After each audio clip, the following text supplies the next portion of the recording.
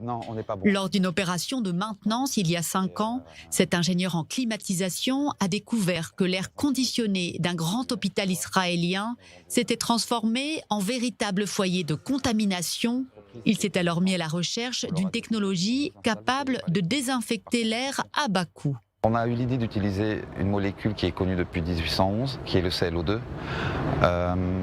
Ses capacités, ses facultés de désinfectantes sont très prononcées, sont très fortes, dans la mesure où c'est 250 fois plus puissant que l'eau de Javel par exemple, ou 10 fois, 20 fois plus puissant que l'alcool. L'idée de départ, c'était comment pouvoir intervenir dans l'air, dans les établissements fermés, équipés de climatisation, et qui sont soumis à une forte pollution environnementale, de pouvoir saniter en sécurité ces espaces et notamment assurer des paramètres là aussi de sécurité très importants pour les occupants et les utilisateurs de ces espaces.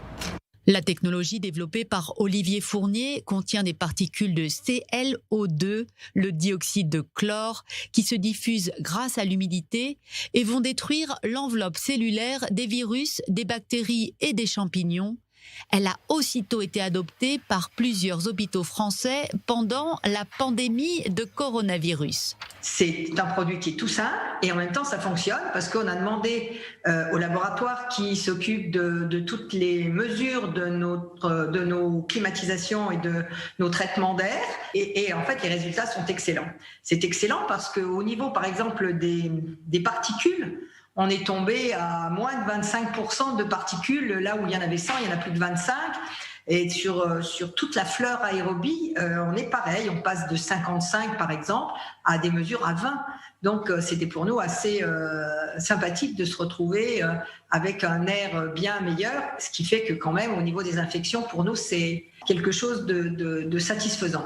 Les bactéries et les champignons sont également une menace pour les espèces végétales. À l'Institut Volcani, on développe des nouvelles variétés de plantes et on travaille avec des cultures de tissus stériles. Et on a besoin que les plantes restent absolument stériles tout au long de leur croissance. On a mis des testeurs dans la chambre. Donc nous avons pris le dispositif et nous l'avons placé, vous le voyez, il est ici au-dessus de la climatisation. La petite boîte blanche là. Et de cette façon, il y a très peu de champignons dans l'air et on a vu une très nette amélioration après avoir mis en place le dispositif. En plus des hôpitaux et des EHPAD, la start-up ClO2 Tech équipe désormais des entrepôts de produits frais, des camions frigorifiques, des serres de culture de fruits et même de cannabis.